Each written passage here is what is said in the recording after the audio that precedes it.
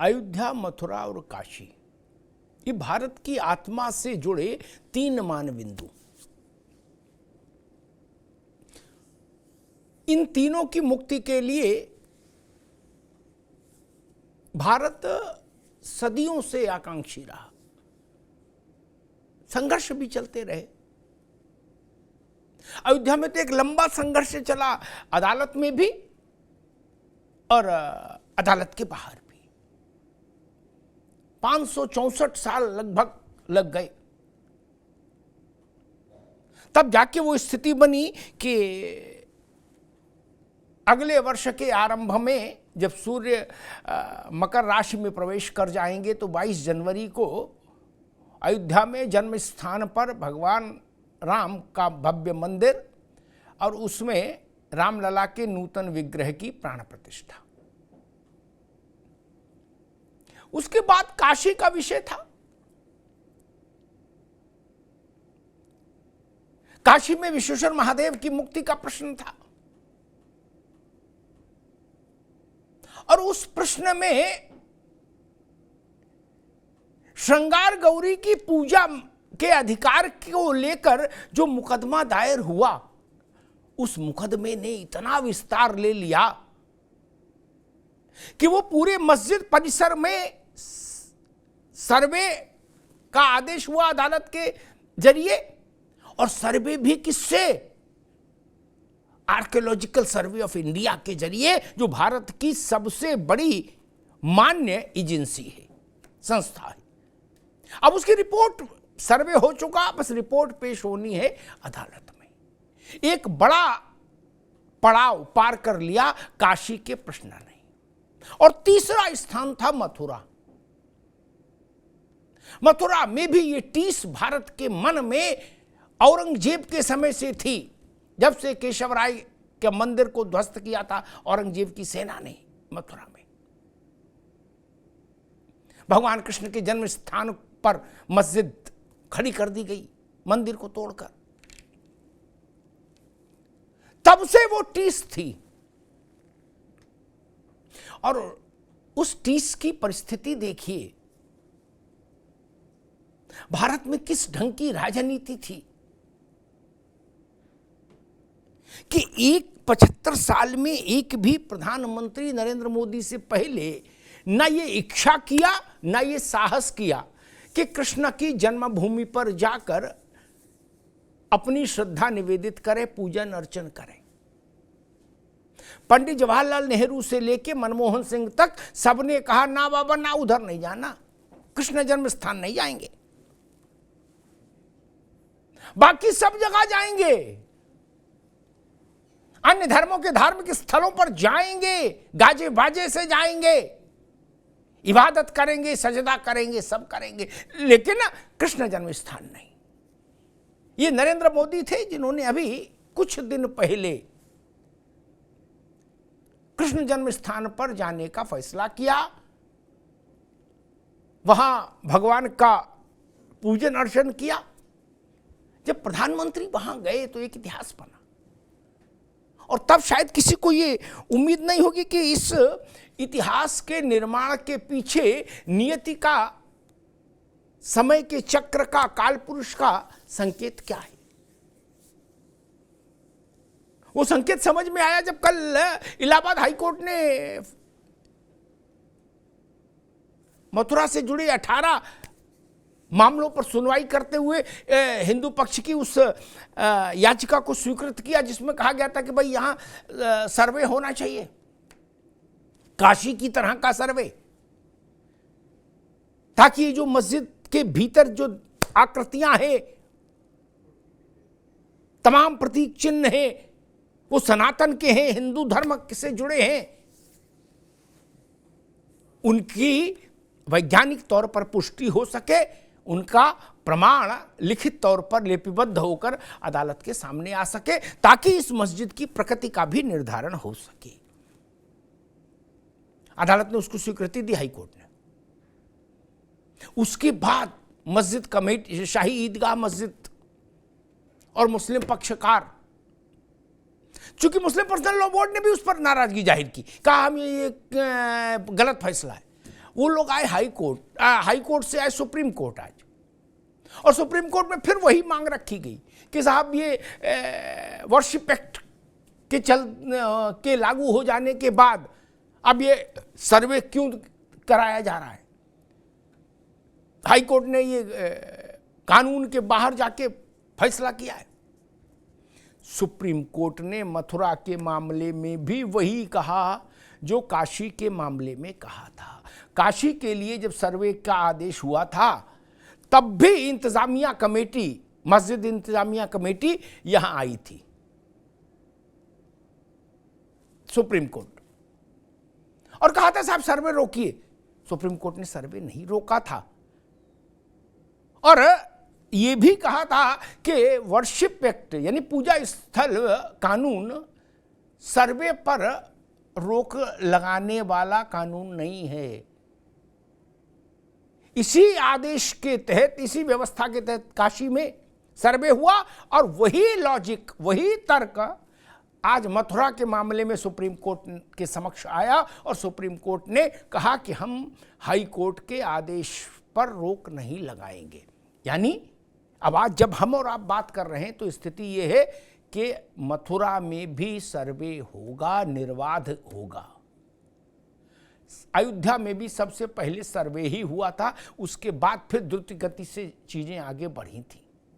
काशी में सर्वे हो चुका और मथुरा में सर्वे होने जा रहा है। अब इसके मायने क्या है?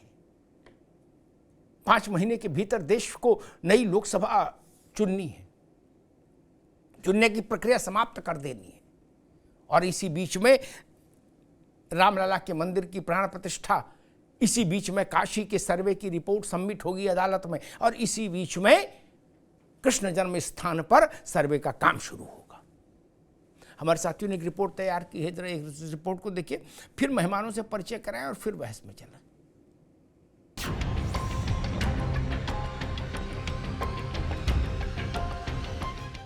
सुप्रीम कोर्ट ने इलाहाबाद हाई कोर्ट की प्रोसीडिंग्स को स्टे करने से मना कर दिया है। देखिए, न्याय की दिशा में पहला कदम है, और वादकारी का कोर्ट दोनों का दायित्व है कि सत्य को सामने लावे। आप सब जानते हैं कि ईदगाह कोई आज नहीं बनाई गई है, सैकड़ों हजारों साल पुरानी ईदगाह है।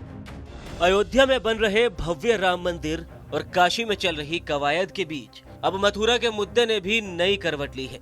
श्री कृष्ण जन्मभूमि और शाही ईदगाह विवाद में बृहस्पतिवार को इलाहाबाद हाईकोर्ट ने विवादित परिसर के सर्वे कराने का आदेश दिया।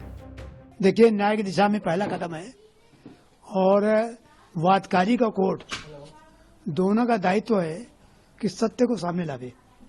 एज वादकारी मेरी ड्यूटी है कि मैं वादी हूँ कि कोर्ट के सामने सच्चाई आवे, किसी रूप में आवे, और निश्चित बात है प्रतिवादी हमेशा चाहेगा सच्चाई सामने ना आवे, और यही इस केस में हो रहा है।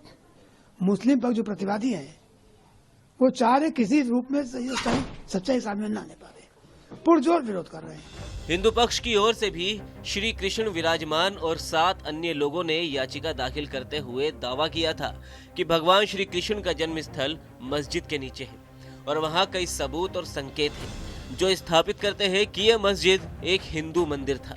इसी पर सुनवाई करते हुए कोर्ट ने विवादित जमीन का सर्वे एडवोकेट कमिश्नर के जरिए कराए जाने की मांग को भी मंजूरी दी। जैसे ज्ञान वापी का सर्वे हुआ, वैसे राम जन्मभूमि का सर्वे हुआ। इनके सर्वे में ही स्पष्ट हुआ कि यहाँ मंदिर है, और मंदिर के स्थान पर मस्जिद बनी या जो कुछ बना, उसी प्रकार के शाही इमाम भगवान कृष्ण के उत्सव पर है। और इस पर जब सर्वे का आदेश हो जाएगा और सर्वे शुरू हो जाएगा, तब यह पता चलेगा कि हाँ यहाँ क्या है। एएसआई सर्वे कब से होगा, कितने लोग इसमें शामिल होंगे, ये सब 18 दिसंबर को तय होगा। वहीं हाईकोर्ट का यह आदेश मुस्लिम पक्षकार और धर्म गुरुओं को रास नहीं आया। 1968 में श्री कृष्ण जन्म स्थान सेवा संस्थान और शाही मस्जिद ईदगाह ट्रस्ट के साथ हुए समझौते और वर्शिप एक्ट को आधार बनाकर मुस्लिम पक्ष कह रहा है कि साजिश के तहत उखाड़े जा रहे हैं ये मुद्दे। देखिए, हम लोग हमेशा कोर्ट के फैसले की रिस्पेक्ट करते हैं। जहाँ तक मथुरा ईदगाह का सवाल है, तो आप सब जानते हैं कि ईदगाह कोई आज नहीं बनाई गई है, सैकड़ों हजारों साल पुरानी ईदगाह है, और कभी भी मुसलमान अपनी कोई भी इबादतगाह, चाहे मस्जिद हो चाहे ईदगाह हो, किसी की भी दूसरी ज़मीन पर कब्जा करके नहीं बनाते हैं, क्योंकि उस पर एज पर इस्लामिक लॉ वहाँ पर इबादत करना ही जायज़ नहीं होता है। AIMIM मुखिया सरुद्दीन ओवैसी ने कहा, बाबरी मस्जिद केस के फैसले के बाद मैंने कहा था कि संघ परिवार की शरारत बढ़ेगी। मथुरा विवाद दशकों पहले मस्जिद कमेटी और मंदिर ट्रस्ट ने आपसी सहमति से सुलझा लिया था। इन विवादों को एक नया ग्रुप उछाल रहा है। प्लेसेस ऑफ वर्शिप एक्ट अभी भी है, लेकिन इस ग्रुप ने कानून और न्यायिक प्रक्रिया का मजाक बना दिया है। सुप्रीम कोर्ट को मामले में 9 जनवरी को सुनवाई करनी थी, तो ऐसी क्या जल्दी थी कि सर्वे कराने का फैसला देना पड़ा। वहीं हाई कोर्ट की कार्यवाही और सभी केस के ट्रांसफर पर रोक के लिए शुक्रवार को सुप्रीम कोर्ट पहुंचे मुस्लिम पक्ष की याचिका पर कोर्ट ने रोक लगाने से इनकार कर दिया। याचिका खारिज करते हुए सुप्रीम कोर्ट ने सुनवाई के लिए 9 जनवरी की तारीख तय की है। शाही ईदगाह मस्जिद है वो सुप्रीम कोर्ट आई थी ऑनरेबल इलाहाबाद हाई कोर्ट के ऑर्डर को चुनौती देते हुए, और उनका ये कहना था कि ये जो प्रोसीडिंग है इलाहाबाद हाई कोर्ट के सामने उसको स्टे कर दिया जाए। सुप्रीम कोर्ट ने इलाहाबाद हाई कोर्ट की प्रोसीडिंग्स को स्टे करने से मना कर दिया है। उन्होंने कहा इलाहाबाद हाई कोर्ट ने जो कल आदेश पारित किया है वो हमारे सामने भी नहीं है, आपने उसको चैलेंज नहीं किया by way of any proper petition, और इस प्रोसीडिंग में जो 9 जनवरी को लिस्टेड है सुनवाई के लिए, उसमें हम स्टे ग्रांट नहीं कर सकते हैं। हम सिर्फ इतना रिकॉर्ड करेंगे अपने ऑर्डर में कि ये मैटर 9 जनवरी को लिस्टेड है हियरिंग के लिए, और अगर ऑनरेबल हाई कोर्ट कोई ऑर्डर पास करती है तो आप उसको चैलेंज करने के लिए स्वतंत्र हैं। बहरहाल अब इसे 2023 की बिसात पर 2024 की शुरुआत कहे या कुछ और, जो भी हो, बीते दिनों पीएम मोदी के दौरे के बाद से ही मथुरा पर सियासी महाभारत का मैदान सजता दिख रहा है। अब हाईकोर्ट के सर्वे वाले आदेश के बाद मथुरा का मुद्दा अयोध्या वाले अध्याय पर जाता हुआ नजर आ रहा है। ऐसे में सवाल यही है कि क्या सर्वे पर सजेगी 2024 की रणभूमि। अयोध्या में आज जो मंदिर बन पाया भगवान राम का, उसकी शुरुआत भी सर्वे से ही हुई थी। सर्वे ही पहला विज्ञान सम्मत, प्रामाणिक, विधि सम्मत कदम है। वही अयोध्या में हुआ, वही ज्ञानवापी मस्जिद के मामले में हुआ, और वही मथुरा के लिए आदेश हुआ।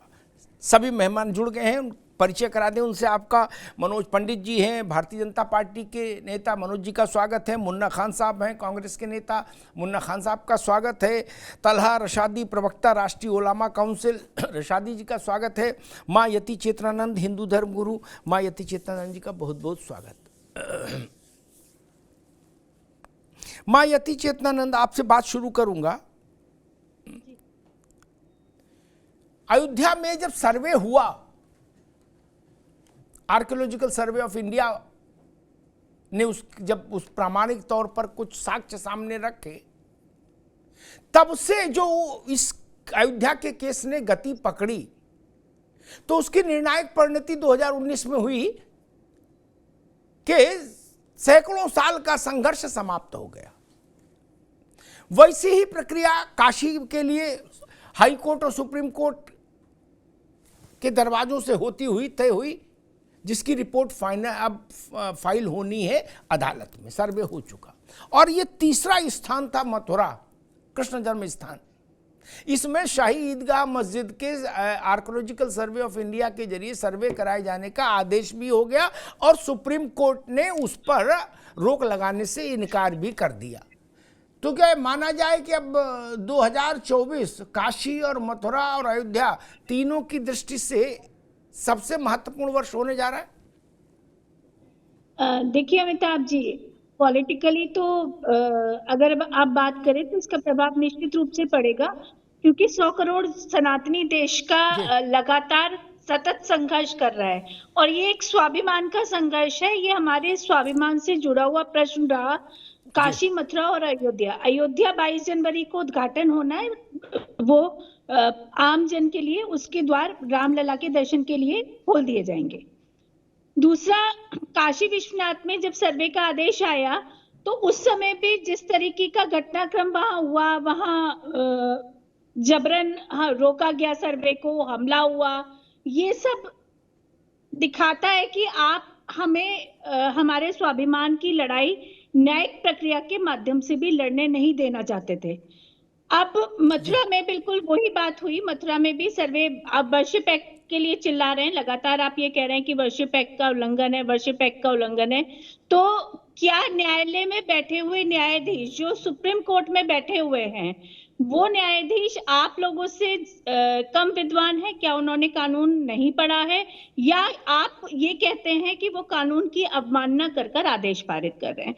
ये सब कुछ जनता देख रही है, ये 100 करोड़ सनातनी देख रहा है, और वो देख रहा है कि किस तरीके से एक बाधा उत्पन्न की जा रही है हमारे और हमारे इष्ट के बीच में। और ये बाधा एक दिन की नहीं है, ये एक लंबा संघर्ष है। और कोई अभी उठ के नहीं मुकदमा दायर करने चला है। लगातार हम इन स्थानों के लिए, जब कोई पार्टी नहीं थी देश में, जब कोई संस्था नहीं थी देश में, तब भी हिंदू अपने अस्तित्व, अपने स्वाभिमान, अपने की भूमि को प्राप्त करने के लिए लगातार संघर्ष कर रहा था।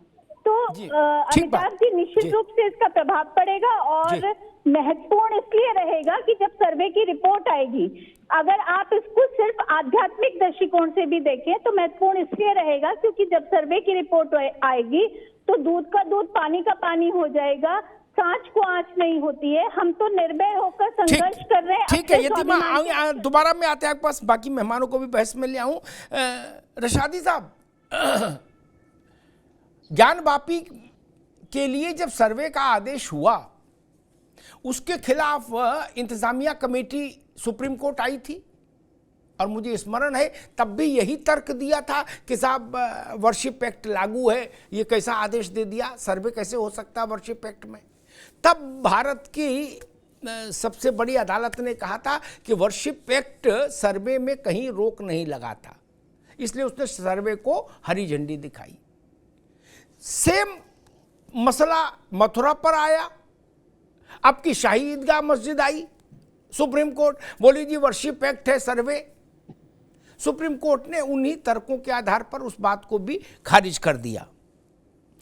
जब काशी में वही तर्क गए थे, काशी के मामले में, ज्ञानवापी मस्जिद के मामले में, और सुप्रीम कोर्ट ने उन तर्कों को सुनने के बाद खारिज करते हुए सर्वे को अपहेल्ड किया, तो वही सेम चीज जब मथुरा में आई तब फिर वही तर्क क्यों? प्रसादी साहब। देखिए मोहतरम जी, जो हक है, जो सच है, जो कानून है, जो लॉ है, वो लॉ रहेगा। आप उसको एक बार अगर डिक्लाइन कर देते हैं तो उसका मतलब नहीं कि लॉ खत्म हो जाता है, उसका अस्तित्व समाप्त हो जाता है। जैसे तो वर्शिप एक्ट 1991 का जो लॉ है वो पार्लियामेंट ने फुल मेजॉरिटी से बनाया था, उसको सुप्रीम कोर्ट की एक मेजर बेंच ने उसे अपहेल्ड भी किया बाबरी मस्जिद वर्डिक्ट में। तो वो लॉ अपनी जगह है। जो तर्क उठाया मस्जिद की कमेटी ने, वो चाहे आपके ज्ञानवापी मस्जिद की कमेटी हो, चाहे शाही ईदगाह ट्रस्ट के हो, उसने अपनी पिटीशन में इस तर्क को उठाया। तर्क अपनी जगह बिल्कुल सही है। सुप्रीम कोर्ट ने जो अपना रिप्लाई दिया है या जो ऑर्डर दिया है वो एक टेक्निकल इशू है। अगर आप इसे कानून की नजर से पढ़ के, सुप्रीम कोर्ट कह रहा है कि 1991 वर्शिप एक्ट जो है वो ये कहता है कि किसी भी रिलीजियस प्लेस का जो कैरेक्टर है, बुनियादी कैरेक्टर 1947 के बाद वो चेंज नहीं होना चाहिए, उसमें बदलाव की बात नहीं होना चाहिए, उसे बदलना नहीं चाहिए। सुप्रीम कोर्ट ये कह रहा है कि इस सर्वे के जरिए इस पे 1991 वर्शिप एक्ट इसलिए नहीं लागू होता कि बुनियादी कैरेक्टर में कोई बदलाव नहीं होगा। सर्वे से सिर्फ कुछ चीजें निकलकर सामने आएगी, जो भी उसकी सर्वे की डिस्कवरीज है, जो भी सामने निकलकर सामने आए। सवाल ये है कि जो पिटीशन करने वाले हैं या जो वादी हैं, जो सर्वे के लिए गए थे कोर्ट में, जिन्होंने दरवाजा ठकठकाया था, कि उनकी मंशा क्या है, उनकी नियत क्या है। सुप्रीम कोर्ट ने एक टेक्निकल फैसला दिया, सुप्रीम कोर्ट अपनी जगह बिल्कुल सही है, उसका जो हुक्म है वो सराखों पर है। पर जो वादी है उनकी मंशा क्या है? वो ये चाहते हैं कि ये डिस्प्यूट दोबारा खड़ा हो, वो चाहते हैं कि फिर देश का माहौल खराब हो, वो चाहते हैं फिर देश में पोलराइजेशन हो, वो चाहते हैं फिर देश इस तरह के हिंदू मुस्लिम फसाद में और उसमें उलझे। जब एक फैसला जो ट्रस्ट है, श्री कृष्ण भूमि ट्रस्ट, और जो शाही ईदगाह की ट्रस्ट है, 1968 में एक आपसी समझौता हो गया, ट्रस्ट ने कोई अपील नहीं की उसके खिलाफ, और ये कोर्ट में समझौता हुआ, दोनों पक्ष इस पे सहमत हो गया, बंटवारा भी हो गया, 13 एकड़ उधर गया, इस तरह से एक बंटवारा भी हो गया भूमि का। तो एक थर्ड पार्टी बाहर से आती है, वो आके जो जिनका कोई लेना देना नहीं है, ऐसे तो रोजाना लोग पिटीशन करते रहेंगे। आप कोई पिटीशन कर दिए, कल मैं परसों कर दूंगा, यहाँ पैनल पे 5 लोग हैं, 5 लोग यही पिटीशन कर सकते हैं, उसे कोर्ट सुनेगी, खारिज करेगी, एक्सेप्ट करेगी, वो एक अलग बात है। तो ऐसे तो 100 करोड़ 120 करोड़ का देश है, कितनी पिटीशन हो जाएगी। ये 1991 का जो कानून लाया गया था वो इसलिए लाया गया था कि इस तरह के विवाद खत्म हो, देश में दोबारा अशांति का माहौल ना हो। बिल्कुल ठीक। मैं बाकी मेहमानों से भी उनको भी बहस में ले आऊं, फिर आता हूं दोबारा मैं आपके पास। बड़ी विचित्र बात है, एक तरफ मेरे भाई कह रहे हैं कि भाई सुप्रीम कोर्ट ग्रांट करे चाहे डिक्लाइन करे, हम जा रहे हैं, जाने के हक को कैसे रोक सकते हो आप? हम बार बार जाएंगे, और क्यों नहीं जाएंगे, आखिरी दम तक जाएंगे। यही बात ओवैसी कह रहे। ठीक बात है, अच्छी बात है। अरे आप बीच में नहीं बोलो, जाना चाहिए। लेकिन उनको इस बात पर एतराज है कि हम कब तक मुकदमा करते रहोगे, कोई भी खड़ा हो जाएगा, अपील कर देगा। आपको ये छूट हासिल रहे कि आप कयामत तक मुकदमा लड़ो, ठीक, लेकिन दूसरे पक्ष को ये छूट हासिल नहीं रहे कि वो अदालत जाए। ये तो नहीं हो सकता ना, ये तो संभव नहीं, न व्यवहारिक तौर पर संभव, न राजनीतिक तौर पर संभव, न कानूनी तौर पर संभव। तीनों तौर पर भारत में संभव नहीं। आपको भी छूट है मुकदमेबाजी की, दूसरे पक्ष को भी छूट है। ऐसा कैसे हो सकता है कि जी अयोध्या का मुद्दा क्यों उठा दिया, बोले काशी का मुद्दा। अरे औरंगजेब ने सारे मुद्दे उठा के वो तो निकल लिए, अल्लाह को प्यारे हो गए, अब क्या करें, मुद्दे नहीं उठेंगे। और जो लोग औरंगजेब के नाम का पट्टा गले में डाल के घूमना चाहते हैं वो घूमे, लड़े, वो विषय नहीं। मैं मुन्ना खान और मनोज पंडित के पास आऊं, दोनों राजनीतिक लोग हैं, कांग्रेस के हैं, भाजपा के हैं। उससे पहले मैं एक बुनियादी बात कहता हूं। यही बात मैंने आज नहीं, मैंने अयोध्या के समय में भी कही थी इस बात को, काशी के प्रसंग में भी कह रहा हूं, मथुरा के प्रसंग में भी कह रहा हूं। जिस समय यहां मस्जिदें बनी, ज्ञानवापी और ईदगाह, उस समय हिंदुस्तान की आबादी होगी कितनी, 10 लाख 15 लाख कुल पूरे देश भर में, 10-15 करोड़ पूरे देश भर में रही होगी, को इतनी भी ना हो। आजादी के समय 32 करोड़ थी, जमीन इफरात में थी, लोग कम थे, ठीक। और सुल्तान आलम शहंशाह हिंद को कौन रोक सकता था? ना तो तब विकास प्राधिकरण थे, ना नगर पालिकाएं थी, ना चुंगी थी, ना नक्शा बनता था, ना आरसी होती थी। अरे हटके मेरे भाई, इससे चौगुनी बड़ी मस्जिद बनाते, कोई रोक रहा था? काशी में, मथुरा में वहीं ऊपर चढ़ा के क्यों बनाई मस्जिद? बोले छोटी बनाना मंजूर है, लेकिन बनाएंगे सिर्फ खोपड़ी पे। क्यों भाई, कोई रोकते? औरंगजेब को कोई हाथ पकड़ रहा था? बनारस में जहां मुस्लिम आबादी रहती का बाहुल्य है, आज भी जिस इलाके में, हम वहां मस्जिद जाके बनाते और चौड़े में बनाते, 2-4 गांव मस्जिद बना लेते अकेले। ये तो ऐसा हो गया जैसे दिल्ली में लक्ष्मी नगर में होता है 30 मीटर के प्लाट पर है 16 फ्लैट बना दिए। वहां तो गरीबी है, इसलिए मजबूरी है। औरंगजेब को तो मजबूरी नहीं थी, क्यों नहीं बनाया? 100 एकड़ में मस्जिद बनाते। मैं आज तक सबसे ये उत्तर मांगा, कोई उत्तर नहीं दिया मुझे वो वजह बता दो भाईजान कि इस वजह के चलते हमने वहां मंदिर के सिर पर मस्जिद बनाई। ऐसे भाईचारा बनाएंगे? दूसरे को चारा बना के भाईचारा नहीं आएगा ना। अयोध्या ने एक रास्ता दिखाया ना, कानून, जो बात अभी यतीमा करें थी, कानून से ही हुआ ना। खैर, मुन्ना खान साहब, आपसे और मनोज पंडित से पॉलिटिकल बात करूंगा। 24 साल भी सामने है, चुनाव भी सामने है, बाकी सब चीजें तो ठीक ही ठीक है, राजनीतिक मुद्दे तो हैं ही, लेकिन 3 बड़ी घटनाएं भी हैं। अयोध्या में मंदिर का लोकार्पण है 22 जनवरी को, और नई लोकसभा का चयन 5 महीने के भीतर हो जाएगा, उससे एक दिन आगे नहीं जा सकता। 5 महीने मैक्सिमम, 3 महीने 90 दिन के भीतर लोकसभा इलेक्शन का कार्यक्रम आ जाएगा, इतना कम समय। अयोध्या का घोषणा, अयोध्या का मंदिर का लोकार्पण है। ज्ञान वापी पर जो आर्कियोलॉजिकल सर्वे ऑफ इंडिया की रिपोर्ट है वो आजकल हो रही है, लेकिन मानकर चलिए दिसंबर में नहीं, जनवरी के पहले हफ्ते में सबमिट हो जाएगी तो वो भी रिकॉर्ड में आ जाएगा कि वहां अंदर क्या मिला, क्या पाया।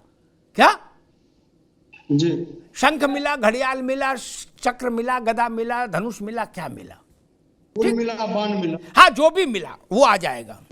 और उसी से पहले, उसी समय में, किसी समय मथुरा में भी वही काम शुरू हो जाएगा जो अयोध्या में हुआ, जो काशी में हुआ, सर्वे का। नहीं, ये तीन बड़ी घटनाएं भारत की राजनीति को कैसे प्रभावित करेंगी? अमिताभ जी आपने बहुत अच्छा सवाल किया कि सर्वे की रिपोर्ट में आ जाएगी कि उसमें क्या मिला, सांप मिला, बिच्छू मिला, घड़ियाल मिला। लेकिन एक सवाल ये भी है कि 10 साल के कार्यकाल में भारतीय जनता पार्टी से जनता को क्या मिला, इसका भी सर्वे होना चाहिए। और ये इसी का नतीजा है, ये इसी सवाल के जवाब है कि जो भारतीय जनता पार्टी नहीं दे पाएगी 2024 में, इसलिए ये कहीं ना कहीं मंदिर, मस्जिद, शमशान, कब्रिस्तान में छुपने की कोशिश कर रही है। क्योंकि सरकार के पास युवाओं के सवाल नहीं, किसान के सवाल नहीं, जवान के सवाल नहीं, महिलाओं के रक्षा के सवाल। राजस्थान और तेलंगाना में तो आप गरीब, किसान, रोजगार, मजदूर सबकी हिमायत की सरकार चला रहे थे। ढोल बजाते रहो। अरे मुन्ना खान एक मिनट भाई, ढोल बजाते रहो। छत्तीसगढ़ में और राजस्थान, मुन्ना खान साहब एक मिनट रुकिए, छत्तीसगढ़ और राजस्थान में आप वो गरीबों की, नौजवानों की, महिलाओं की, अकलियत की, पिछड़ों की, दलितों की सरकार चला रहे थे आपके मुताबिक, ठीक? स्वर्ग धरती पर उतार दिया था, जन्नत उतार दी थी आपने छत्तीसगढ़ में और राजस्थान में। काहे हटा दिया पब्लिक ने? देखिए अमिताभ जी, चुनाव तो हिटलर भी जीतते थे, सारे सिस्टम को हैक करके चुनाव जीत लेना कोई बड़ी बात नहीं। दूसरी बात, 10 सेकंड ओनली जी। दूसरी बात क्या है कि कांग्रेस पार्टी सिर्फ भारतीय जनता पार्टी से नहीं लड़ रही, कांग्रेस पार्टी भारतीय जनता पार्टी के 5 सिस्टम से लड़ रही है। भारतीय जनता पार्टी के मसल से, भारतीय जनता पार्टी के पावर से, भारतीय जनता पार्टी के पैसे से, भारतीय जनता पार्टी की मीडिया से और भारतीय जनता पार्टी के मसल से। ये मसल 2 बार कह दिया, 4 ही हुए, मसल 2 बार 4 हुए, गड़बड़ा गया थोड़ा। कोई नहीं, 4 भी काफी है, 4 भी काफी, कोई चिंता की बात नहीं, ठीक है। लेकिन बात एक नपना एक रखो, हम आपको बिल्कुल 100 में 100 नंबर देंगे। अच्छा, ये छत्तीसगढ़ में भाजपा ही जीते, ये हिटलर है भैया, सुन लो मनोज पंडित, छत्तीसगढ़, मध्य प्रदेश, राजस्थान में आप जीते, मुन्ना खान करे हिटलर है, लेकिन ये नहीं बोल रहे कि तेलंगाना में ये जीते तो ये मुसोलिनी है, ये नहीं बोल रहे भाई। नपना तो एक ही रखना होगा। तेलंगाना में आप जीते तो आप गौतम बुद्ध हो। अजब तो अजब भाई, तमाशा कर रहे हो यार, ऐसा ना करो, कोई देश की जनता ने भांग नहीं खाई महाराज। अमिताभ जी मैं जवाब दे दूं? ना अभी नहीं दे, जवाब दो। हमने देश को जवाब दे दिया, जो आपने गोलमोल जलेबी छानी, मैंने उसको सीधा कर दिया जलेबी को। अब नहीं, अभी नहीं। इसलिए ये सब बातें नहीं चलती मित्र, कि हम जीते तो हम गौतम बुद्ध हैं, अब दूसरे जीते बोले ये तो चोर है, ये नहीं चलेगा, ये मजाक बनती इसकी। खैर मनोज पंडित जी, अयोध्या के बाद काशी और काशी के बाद मथुरा, स्थिति ऐसी बन रही है कि स्थिति क्या है? ये है कि अगर आपने देखा ज्ञानव्यापी मस्जिद का जब होना था आर्टिकल सर्वे, तब भी इन्होंने ये सुप्रीम कोर्ट भी भगे, हाई कोर्ट भी दौड़ लगाई, सारे काम किए इन्होंने। और हम ये कहते हैं कि अगर दूध का दूध, सारी चीजें देश के सामने अगर स्पष्ट हो तो उसमें इनको ऐतराज क्या है? या तो इन्हें देश के संविधान पे भरोसा नहीं रहा, या देश की अदालतों में इनको भरोसा नहीं है, या उस एजेंसी पे भरोसा नहीं है जो सर्वे करने जा रही है वहां। इन्हें आप देखा ना, बचपन में बच्चे 4-5 बच्चे मिलकर खेल खेलते थे और जो जीतता था वो 2-3 उस पर चिपक जाते थे और उसका सब कंचे वंचे सब छीन लेते थे उसके, कहते नहीं बेईमानी किया है। वो स्थिति आज इन लोगों की है कि जीत गए तो हम अच्छे, और अगर कोई दूसरा जीत गया तो 4 लोग इकट्ठे मिलकर उसके कंचे छीन लो कि नहीं ये गलत, ये अच्छे तरीके से नहीं खेल रहा है, इसको कायदे कानून नहीं आते हैं और इसके सारे कंचे छीन के हम अपने रख लेते हैं। तो खिसियानी बिल्ली खंबा नोचने वाली स्थिति इनकी है। मैं तो ये मानता हूं कि इनको कम से कम देश के आवाम का, देश के कानून का, देश के संविधान का इन्हें विश्वास होना चाहिए कि जो भी एजेंसी अगर कोई जांच करती है अयोध्या, काशी, मथुरा लेकर, तो इनमें सच्चाई सामने आएगी और सच्चाई सामने आने से जो विवादित चीजें हैं वो खत्म होंगी, ताकि ये विवाद यही खत्म हो और आने वाली पीढ़ी, हमारी पीढ़ी आने वाली है, वो सुकून से चीजों को आगे बढ़ा सके।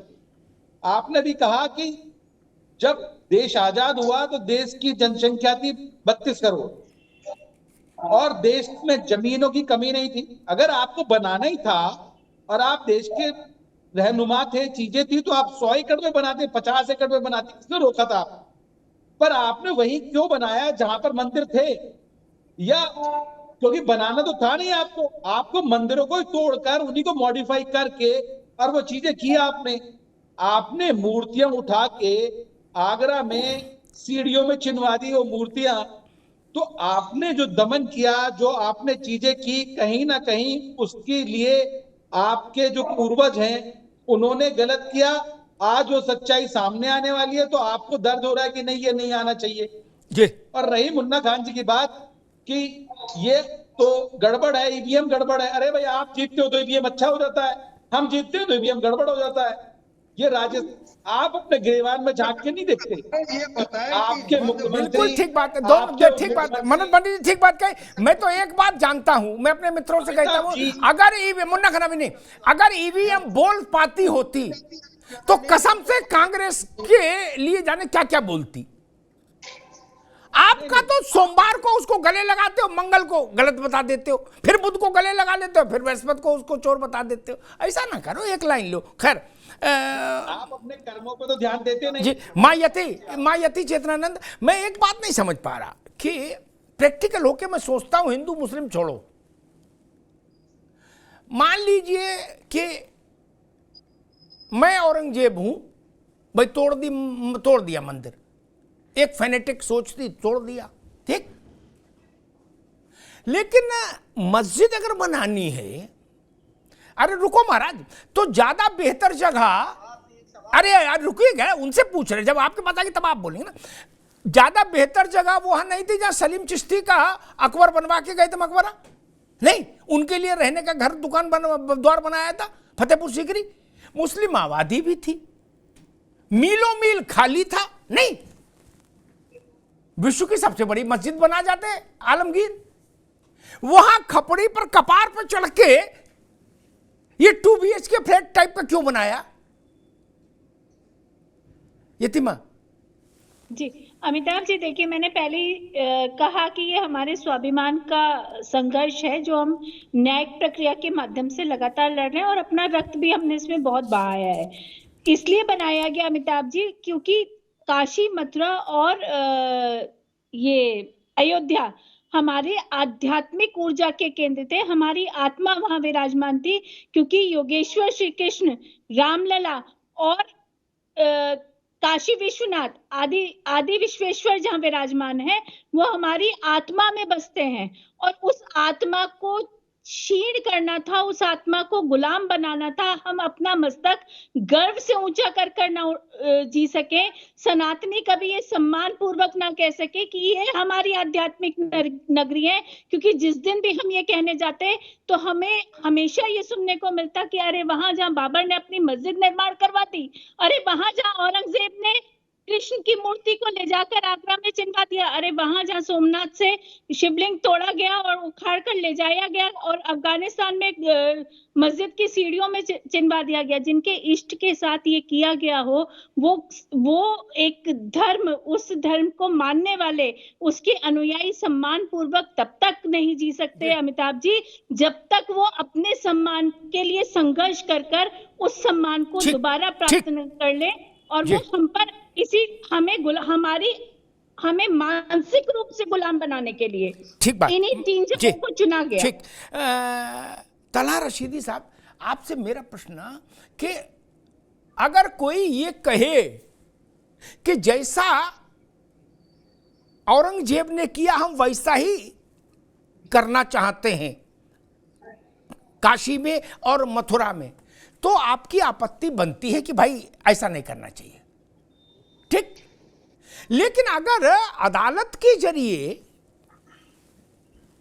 कोई व्यक्ति, कोई समूह हो, कोई संस्था, कोई हो, उसका नाम कुछ भी हो, एक रूल ऑफ लॉ के तहत प्रक्रिया आगे बढ़ रही, तो उसमें नाराजगी और इतना हाइपर होने की तो जरूरत नहीं।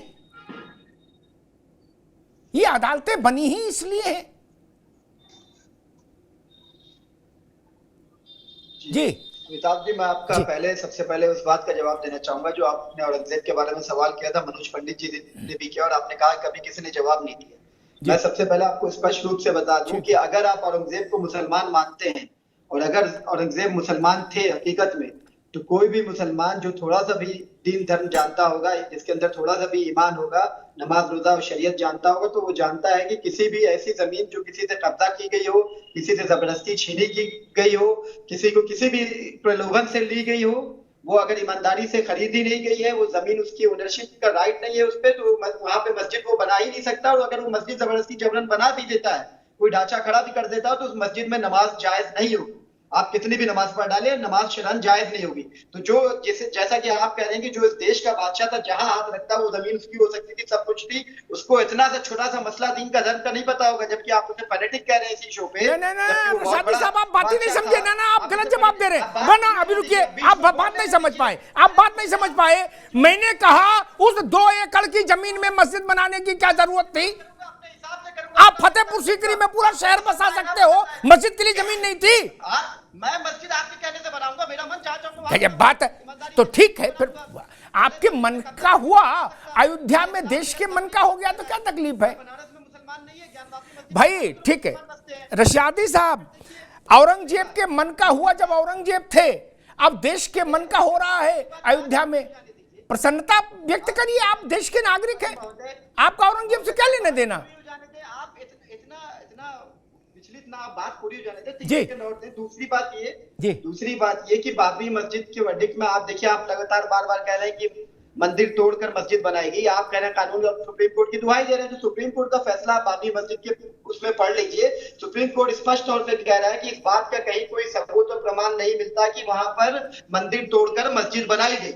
ये अलग बात है कि फैसला क्या रहा, वो टाइटल सूट थी, फैसला क्या हुआ वो अलग चीज। पर अगर आप सुप्रीम कोर्ट को वर्ड टू वर्ड मान रहे तो हर वर्ड को मान लो। ठीक है ताला रशीदी, ठीक। अभी रुक जाइए,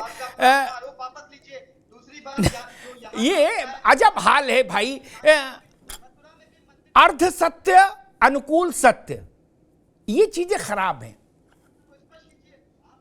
अयोध्या में ये देश आजाद, रुक जा भाई, जब ये देश आजाद हुआ तो हमारा शासन, हमारे वोट से सरकार, हम संसद के जरिए भी भारत ये तय कर सकता था। कौन रोक सकता था? कोई नहीं रोक सकता था। दुनिया के तमाम मुल्कों ने संसद भी नहीं गए, वो तो उन्होंने तो गिरा दिया। कोई जरूरी थी रेफरेंडम कराते? हम नहीं ना, कहते ही 3 स्थान खाली कर देंगे, खाली करो, हो जाता, क्या समस्या थी? 135 साल मुकदमा इसीलिए लड़ा कि बाद में किसी को यह कहने को नहीं हो कि ताकत का इस्तेमाल कर लिया और भारत औरंगजेब के रास्ते नहीं चलना चाहता था। कि जब औरंगजेब जैसे क्रूर शासकों के पास ताकत थी तो उन्होंने जो किया वही हम करें, नहीं करना चाहते, इसलिए हम अदालत के रास्ते गए। और जो लोग बोले बड़े बार उसको लेके आ रहे हैं सुप्रीम कोर्ट, कह रहे हुजूर ये वर्शिप एक्ट देखो, वर्शिप एक्ट देखो। मैं भविष्यवाणी नहीं कर रहा, मैं भारत के नागरिक के तौर पर कह रहा हूं। 24 में चुनाव है, मान लीजिए जनता ऐसी शर्त रख दे कि उसी को वोट करेंगे जो वर्शिप एक्ट हटाएगा, तो वर्शिप एक्ट हटने में कितने मिनट लगेंगे? 370 हट गई कश्मीर से। जो लोग कह रहे थे वहां खून की नदियां बह जाएंगी, वहां क्या क्या बह जाएगा, वहां कुछ नहीं बहा। धमकी दे रहे हैं आप? धमकी नहीं, ये भारत के जनमन की बात कह रहा हूं। जनता को पूरा अधिकार है, इसमें धमकी कहां से आ गई? वर्शिप एक्ट हटा देना धमकी है क्या? गजब करते हो यार। आपको पार्लियामेंट्री डेमोक्रेसी की समझ नहीं अभी मित्र। संविधान में 125 से ज्यादा संशोधन हो चुके इस देश में। संसद बनी इसलिए ना मित्र, कोई कानून आजर अमर है क्या? 370 में भी आप लोग यही कहते थे कि कोई माई का लाल नहीं, हमने चूड़ियां नहीं पहनी, कोई कहता था हमने बिछिया नहीं पहना। क्या हुआ? 370 हट गई, शांति कायम है। मुन्ना खान साहब, पार्लियामेंट के जरिए, मुन्ना खान, पार्लियामेंट के जरिए मान लीजिए इस देश की संसद अबॉलिश कर दे इस वर्शिप एक्ट को, कोई बड़ा काम है क्या? कि कोई क्रांति हो जाएगी, कि कोई आसमान हिल जाएगा? इस देश ने 126 बार तो संविधान बदल दिया, उसमें संशोधन कर दिए, तरमीम कर दी। मुन्ना खान साहब, कौन रोक रहा है? भारत की संसद के मेजॉरिटी को कौन रोक सकता है?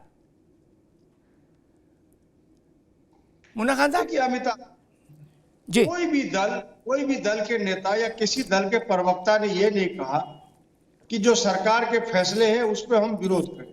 आप कीजिए, बहुमत से लबालब बड़ी सरकार है, आप खुल के कीजिए। बस विपक्ष का बस इतना कहना है कि भाई बगैर भोजन के भजन नहीं होता। युवाओं को भोजन भी चाहिए, अगर आप भजन करवाओगे तो भोजन तो दोगे मित्र हमारे। टीवी डिबेट पे आकर के चिल्ला लेने से किसी का भला नहीं हो सकता। मोदी सरकार का क्या, वो तो शुरू में कहा था हमारा क्या, हम तो फकीर आदमी झोला उठाएंगे चल देंगे। तो सोचना आप जैसे महान एंकर को है, सोचना यहाँ युवाओं को है, सोचना व्यापारियों को है कि देश को किस दिशा में आज ले जाया जा रहा है, देश को आज किस दिशा में घसीटा जा रहा है। जबकि आरएसएस के प्रमुख मोहन भागवत ने कहा कि राम मंदिर बन जाने से देश का भला नहीं हो सकता, और राम मंदिर बन जाने से आप चुनाव नहीं जीत सकते, और मोदी के चेहरे पे आप चुनाव नहीं जीत सकते। बताइए ऑन रिकॉर्ड, क्या मैं ये गलत बोल रहा हूँ या ये मैं गलत कह रहा हूँ? नहीं, इसमें एक चीज गलत बोल रहे हो, एक चीज गलत बोल रहे हो, मैं बता दूंगा। हाँ, अभी आप बात पूरी करना। सफाई दीजिए कि किस तरीके से आज बता दें, डिबेट गलत को बोल रहे हैं। दाएं से बाएं मोड़ा जा रहा है और बाएं से दाएं मोड़ा जा रहा है, ठीक। ताकि इसमें जो गहन मुद्दे हैं, जो युवाओं के मुद्दे हैं, किसान के मुद्दे जी। हैं, जवान के मुद्दे हैं, व्यापारियों के मुद्दे जी। हैं, उसे किस तरीके से दबाया जाए। आज आकर के होता है मित्रों, 2024 तो भारतीय जनता पार्टी की सरकार बनेगी। अरे सरकार बनेगी, आप बताएं तो सही, 10 साल में सरकार ने क्या किया जिसके ऊपर आप कह रहे हो सरकार बनेगी? मैं भी कहता हूं आपने सारे वादे पूरे किए तो आप बनाओ सरकार, नहीं तो युवा डंडे से ढूंढेगा। जी ठीक है मुन्ना खान साहब जी। मुझे याद है मुन्ना खान साहब, ठीक, मुझे याद है 19 के चुनाव में भी मुन्ना खान साहब कह रहे थे कि नौजवान भाजपा को डंडे लेकर ढूंढ रहा है। भाजपा 303 सीट जीत के आ गई। अब बताइए, अरे कहीं तो टिको यार। और मैं दूसरी बात कह रहा हूं, आपने तो रामराज वाली सरकार चलाई गहलोत जी ने, भूपेश बघेल ने, वहां किसान ने, नौजवान ने आपको डंडा लेके क्यों ढूंढा? महिला ने, कोई तो वजह रही होगी, वहां क्यों लटकाया? कोई वजह तो रही होगी। हम कह रहे ये सब गलत कर रहे, ये तो नहीं हो सकता जो सब गलत कर रहा उसको जनता शाबाशी दे रही और आप रामराज्य ला रहे और आपको भगा रही। ऐसा कैसे हो सकता? जनता के पास तो मुन्ना खान भाई हम लोगों से ज्यादा अकल है।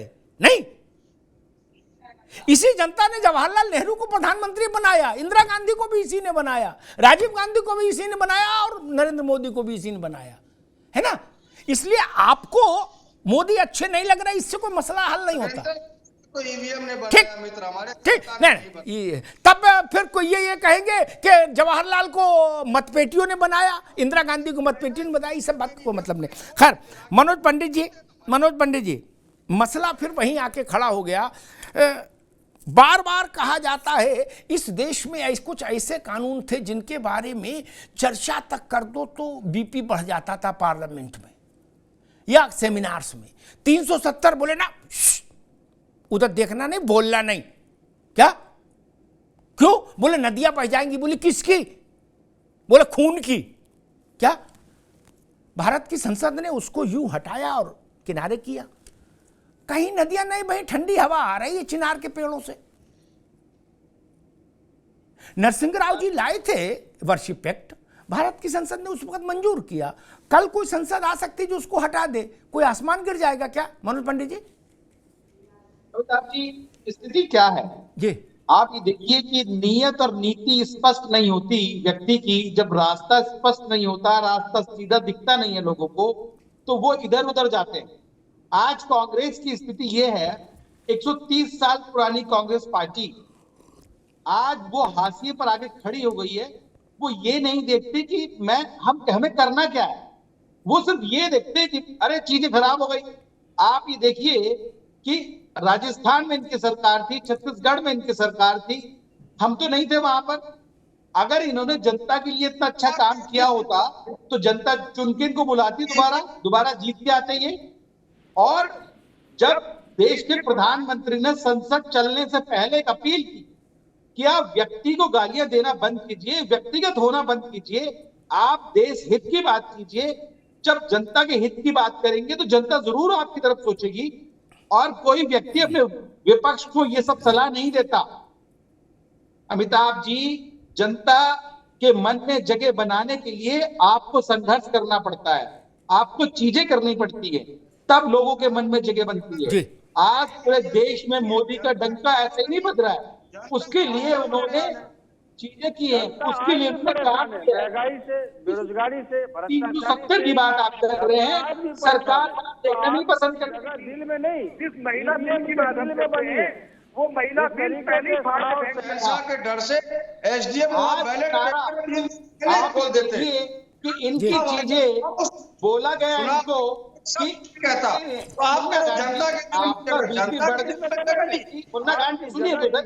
मुन्ना खान जी, आप बड़े विद्वान व्यक्ति हैं और मुझे आपसे उम्मीद है कि अगर आप डिबेट करेंगे तो तथ्यों के आधार पर डिबेट करेंगे, मत लगा लेना। आप ऐसी डिबेट करें सरकार बन जाएगी। तथ्य ना इस बार तो आपके नतीजे ऐसे आएंगे, जो हम जनता को मैसेज देना चाहते हैं जाएगा नहीं। नतीजा आप खुद तो मुन्ना खान जी आप नहीं, ऐसे नतीजे आएंगे। झोला उठाने की तो दूर की बात, पतलून पूरे नहीं बांध 5 पाओगे। साल आपके अशोक गहलोत, सचिन पायलट का झगड़ा रहा हमारे, और जब सरकार बनाने की बात आई या जब चुनाव लड़ने की बात आई तो आपने दोनों के कान में जादू मंत्र फूंक दिया, दोनों की मित्रता हो गई, और मित्रता हो गई तो चीजें आपको होगा। तो मुन्ना खान जी, नहीं मुन्ना खान जी, जी ये चीजें तब तक चलेंगी नहीं। अब देश की जनता जानती है उनका भविष्य सुरक्षित कहाँ है, उनके बच्चे कहाँ सुरक्षित है, रोड लेकर के ढूंढ रहे थे, सुविधाएं कहाँ से मिलेंगी, नौकरी कहाँ से भी मिलेगी, चले जॉब कहाँ भारतीय से, जनता सारी पार्टी चीजें को, कहाँ से लेकिन भारतीय जनता पार्टी को ठीक, एक मिनट, दोनों मित्रों को रोकूंगा, दोनों मित्रों को रोकूंगा। मैं एक बात समझना चाह रहा था मुन्ना खान भाई, आपकी बात सही मान लेते हैं तब तक जब तक कि 24 का रिजल्ट नहीं आ जाता है। ठीक, 24 का रिजल्ट आएगा, ठीक, उस वक्त अगर आपका कहा हो गया तो माना जाएगा आप जो आरोप लगा रहे थे वो बिल्कुल सच्चे थे, 24 कैरेट सोने की तरह। और मान लो फिर यही आ गए भाजपा, ठीक, तो कांग्रेस, राहुल गांधी, खड़गे जी सब लोग आके माफी मांगेंगे कि भाई हमको समझ नहीं थी देश के मन की, ये काम बिल्कुल अच्छा हो रहा था, इसीलिए जनता ने शायद इनको तीसरी बार चुना। नहीं, ऐसा तो फिर करेंगे। दूसरी बार किस लिए चुना था अमिताभ जी, मैं जवाब दे दूं? नहीं, मैंने तीसरी बार की बात कर रहा हूं, दूसरी की छोड़ दो। अब वो तो 5 साल रह लिए, बात हमारी पूरी नहीं होगी। अरे अभी तो बात शुरू नहीं करने को बोला, अभी पूरी कैसे हो जाएगी? आप सुन तो, आपने सवाल किया, मैं जी, जवाब दूं। जनता ने दूसरी बार इसलिए चुना कि देश के प्रधानमंत्री ने कहा मित्रों ये 5 साल के कार्यकाल मुझे कम पड़ रहे हैं, कृपया करके 5 साल और हमें विकास के राह पे चलने दें। तो देश की जनता, भली भाली जनता ने यकीन किया, दोबारा से इसे पेट भर के वोट दी और बहुमत से लबालब सरकार बनी। ठीक, लेकिन 5 साल में आपने क्या किया? ठीक, ये जनता ठीक है, मैं तो बहस में, ठीक है मुन्ना खान, मैं सिर्फ मनोज पंडित जी, ठीक है, मैं ये बहस में नहीं पढ़ना चाहता। मैं कौन होता हूं जज ये बताने वाला कि जनता क्या करेगी। लेकिन भाजपा हारे तो भाजपा को माफी मांगनी चाहिए, कांग्रेस हारे तो कांग्रेस को माफी मांगनी चाहिए। थेतराई ठीक नहीं, अभी थेतराई कर लो, 4 महीने हैं थेतराई करने के लिए, चाहे जितनी थेतराई कर लो, सारी थेतराई की छूट है। समझ लो होली चल रही है, क्या खूब कर लो मन की, लेकिन किसी दिन तो रिजल्ट आएगा बाबू, और रिजल्ट आएगा तो दूध का दूध पानी का पानी हो जाएगा। या तो प्रतिष्ठा रहेगी या प्रतिष्ठा धुल जाएगी। उसमें फिर थेथराई नहीं करना उस दिन, मैं दोनों मित्रों से कह रहा हूं। फिर ये एक्टिंग मत करना मित्रों इत्रों, ये सब दोहरा के, ये सब नहीं। अगर देश की जनता ने आपको फिर रिजेक्ट कर दिया तो आप में साहस होना चाहिए कहने का कि हाँ भाई हमारा कुछ मामला बन नहीं रहा, अब हम भर पाए। सिर्फ इतनी सी बात है, फैसला जनता करेगी। और अभी ताजे ताजे 3 राज्यों में आपकी सरकार क्यों चली गई, नहीं आई? मध्य प्रदेश, छत्तीसगढ़, राजस्थान आनी चाहिए थी अगर आप इतना अच्छा काम करते हो। ये बहस का मुद्दा है मित्र, इसको इधर मत लाइए। आज विषय दूसरा था। खैर रशादी साहब, देश में लोकतांत्रिक व्यवस्था में, पार्लियामेंट्री डेमोक्रेसी में संसद के जरिए और अदालतों के जरिए कोई भी प्रक्रिया हो रही है तो उस पर आपत्ति का कोई प्रश्न नहीं होता। आपत्ति आप तब कर सकते हो जब कोई आदमी कहे कि नहीं मैं खुद ही आ रहा हूं और मैं खुद ही सब कर दूंगा। वहां लगेगा कि आपने प्रक्रिया को बाधित किया, प्रक्रिया को तोड़ा। लेकिन अदालतें और संसद इसी के लिए बनी है। अदालत व्यक्तियों को न्याय देने के लिए बनी है और संसद भारत के मन को रिफ्लेक्ट करने के लिए बनी है, यही ना रशादी साहब?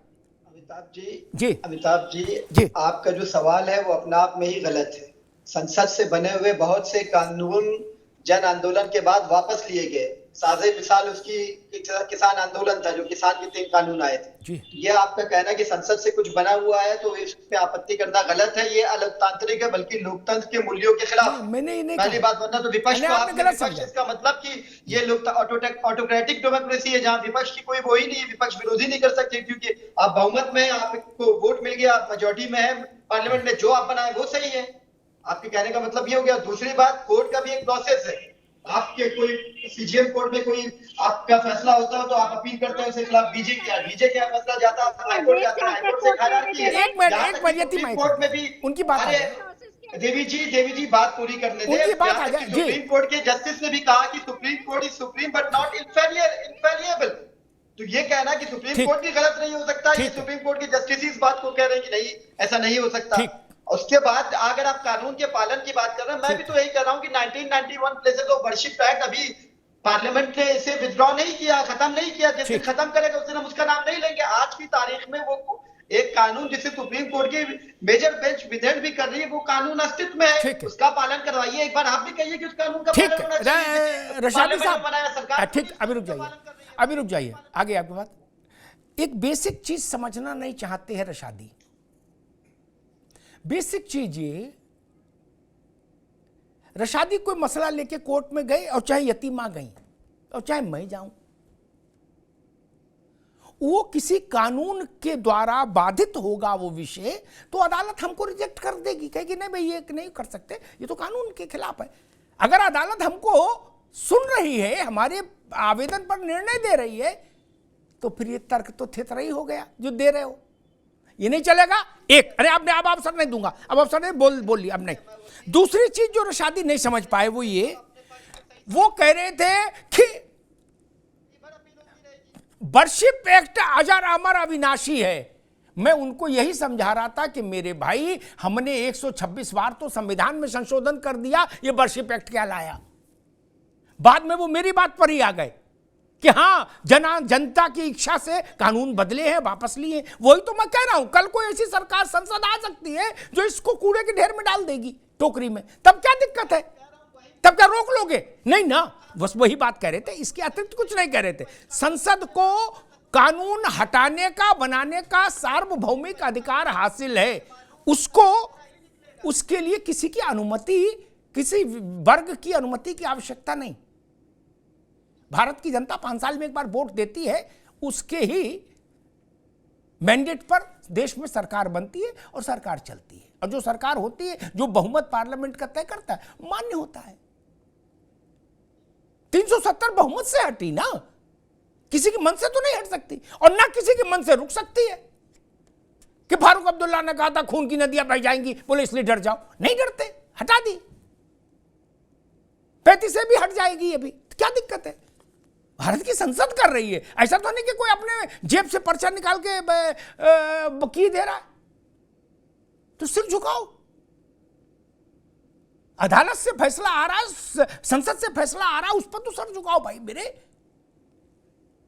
कड़वा कड़वा तो हुआ, मीठा मीठा अपने चले गए। यतीमा एक छोटा सा कमेंट, अयोध्या मुझे याद है सर्वे ने अयोध्या की मुक्ति का रास्ता खोला था। उससे पहले संघर्ष था, लेकिन उसमें धार नहीं थी, प्रमाण नहीं थे वैज्ञानिक। विश्वेश्वर महादेव में सर्वे हो गया, रिपोर्ट आनी है। मथुरा में सर्वे, कल जो आदेश हुआ था वो आदेश तब तक ठिठका हुआ था जब तक सुप्रीम कोर्ट उस पर सुन न ले। आज सुप्रीम कोर्ट ने भी सुन लिया, कहा गो अहेड। हम माने कि अयोध्या के रास्ते काशी और काशी के रास्ते मथुरा।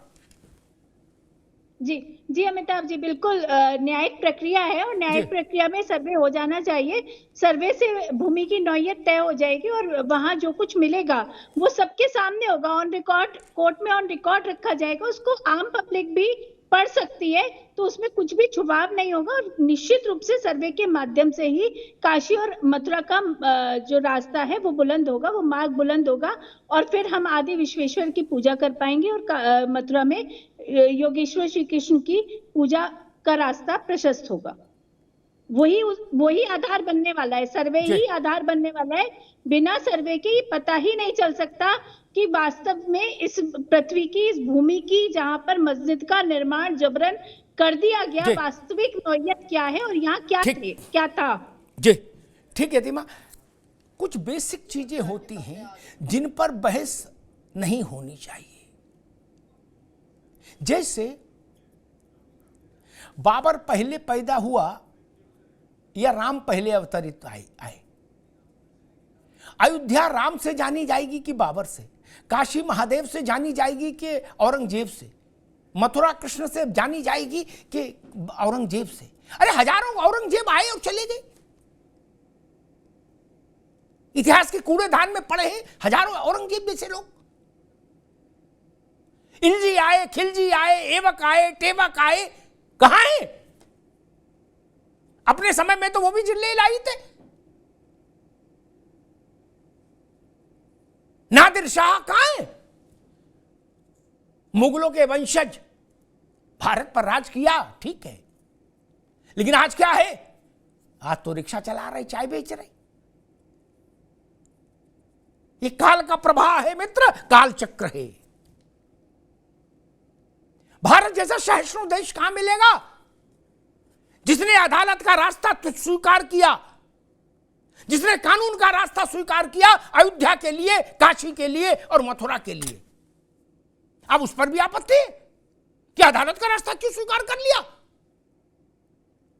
भाई गजब है। आपके पास, आप जिले इलाही थे, जमीन सरकार राजा के अधीन होती है, यही कानून है, यही धार्मिक कानून है, यही साम्राज्यों के चलन के दौर में, राजशाही के दौर में यही कानून था। आप चाहते तो अशर्फी दे के भी खरीद सकते थे, 50 एकड़ में मस्जिद बनाते। ये मैं तो इतना इस पर चिंतन किया कि अयोध्या, मथुरा, काशी, काशी और मथुरा में देखिए, आप पूरे भारत के जिले इलाही थे, वहां घुसा क्यों बनाई मस्जिद? जहां जलसा भी नहीं हो पाया ढंग से आपका, क्यों बनाई थी? उसके पीछे की कुटिल सोच, आपकी विभत्स सोच हमको पता है, देश को पता है, दुनिया को पता है।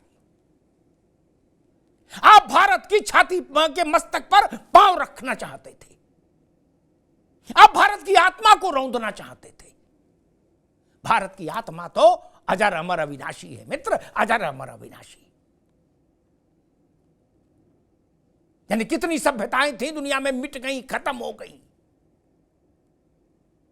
ना मिस्र की सभ्यता रही, ना ईरान की रही। भारत की सभ्यता खत्म नहीं हुई, इसीलिए अजर अमर अविनाशी है। मथुरा में क्या नया हो गया, क्या विचित्र हो गया? ओवैसी साहब को सुन रहा था, वो कह रहे थे ये मुसलमानों को अपमानित करने का काम हो रहा है। अदालत के जरिए कोई अपमानित सम्मानित होता है क्या? अदालत के जरिए तो कोई अपमानित सम्मानित नहीं हो सकता। अदालत के निर्णय से जो काम हो रहा है उस पर भी आक्षेप।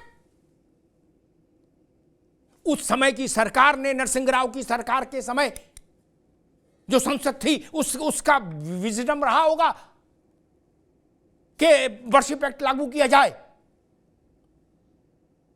हो सकता है कल कोई ऐसी संसद आए जिसका विजडम कहे कि वर्शिप एक्ट वाहियात है, हटाओ उसको, ठीक है, हट जाएगा। हमारे दोस्त तलहा रशादी कह ही रहे थे कि कई कानून संसद ने हटा दिए। हाँ, वही तो मैं भी कह रहा था मित्र, काहे का झगड़ा है? कृषि कानून नहीं समझ में आया, कूड़े के दान में फेंक दिया। वर्शिप एक्ट भी हो सकता है ऐसा हो जाए 24 में। 370 का ताबीज गले में डालकर घूमने वाले लोग भारत के बदलते हुए मन और मिजाज से सबक नहीं सीखना चाहते। वो कहां है राजनीतिक लोग जिन्होंने 70 साल तक 370 का नाम लेकर कश्मीर को अलग रखने की साजिश की और अपनी दुकान चलाते रहे? अखरोट और छुआरा और काजू बादाम खाते रहे और घाटी को हिंदुस्तान से अलग रखने की साजिश करते रहे। कहां है आज वो?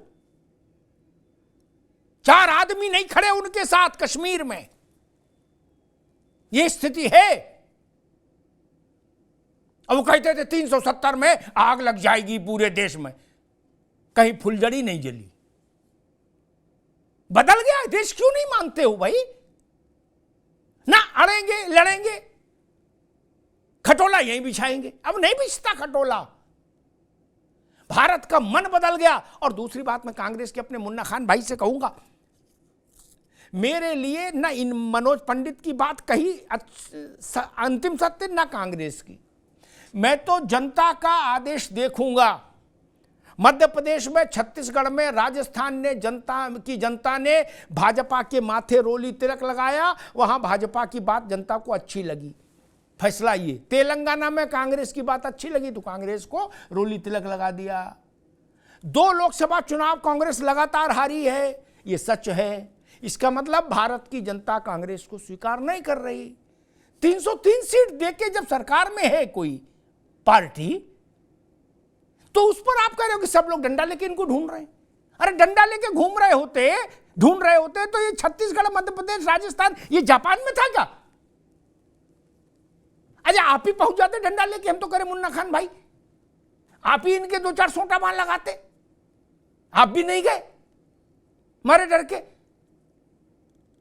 अब तो सब मुख्यमंत्री ने शपथ भी ले ली। अच्छा मान लो जी हो जीत है, आप शपथ ही रोकने चले जाते। कहते जी इनने 5 साल कुछ नहीं किया, आप शपथ नहीं होने देंगे हम। नो, हम आ गए। ऐसा संभव है क्या? नहीं ना। केसीआर आपकी शपथ नहीं रोक पाए तेलंगाना में, तब वहां तो आपने कुछ अच्छा बुरा किया ही नहीं। जब से तेलंगाना बना तब से आप बात है ही नहीं। वहां तो केसीआर ने किया जो कुछ किया अच्छा बुरा, फिर भी आपको दिया ना चांस। इसलिए भारत की जनता के जनादेश पर ऐसा अपमानजनक व्यवहार मत करिए। और ये ईवीएम का रोना छोड़ो महाराज, ये घिना गया है आरोप। क्या घिनाना होता, बोलते ना घिना गया, चीची हो गया क्या? अब इसमें जान नहीं बची क्या? ये मरा हुआ चूहा हो गया, जिंदा भी नहीं। ईवीएम कौन सुन रहा महाराज? एक सलाह मैंने दी थी जब पहली बार कांग्रेस ने और सारे दलों ने कहा कि ईवीएम में, तो मैंने एक सलाह दी थी। वो सलाह फिर दोहरा के बात समाप्त कर दूंगा। मैं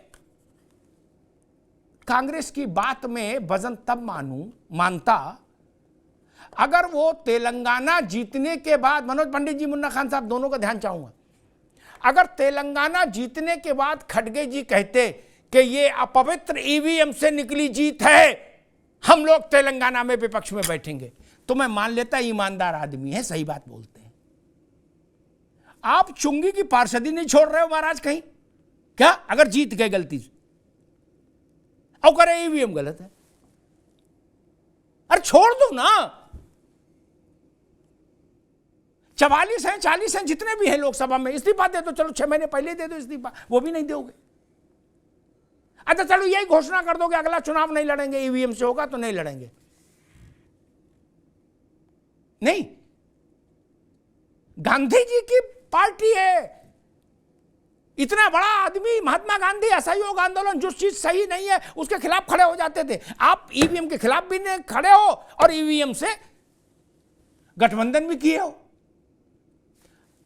बोल दो खड़गे जी को जाके कि हम 24 का चुनाव नहीं लड़ेंगे। बोले क्यों? बोले जब तक ईवीएम रहेगी, जब बैलेट आएगा तो कांग्रेस चुनाव लड़ेगी।